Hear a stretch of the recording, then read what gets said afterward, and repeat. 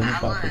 Oi, Tati. Deixa eu te falar, Titi, eu tô ao vivo aqui no Podpah. E eu quero de verdade botar um ponto final nessa treta de vocês. Aponte o seu lado. Aonde foi que você se chateou com o Toguro? Não é que ele seja uma pessoa ruim. O problema é que ele teve uma infância complicada. Com isso, ele não acredita no relacionamento. Eu amo você, eu amo o Titio. Lembra quando você falou um tempo atrás, Toguro, você não é feliz? Esse meme. O sonho dele é recriar um meme que supere o Receba do Luva de Pedreiro. Aí não contente com isso, e falou na rede social inteira que eu era velha, acabada, que eu não tinha jeito. Oi, acabou com a minha autoestima. Pera aí, Tati, um segundo. Mano, vamos fazer o bagulho bonito. Pede desculpa para... Vai dar pro Toguro, ela tá esperando. Vai.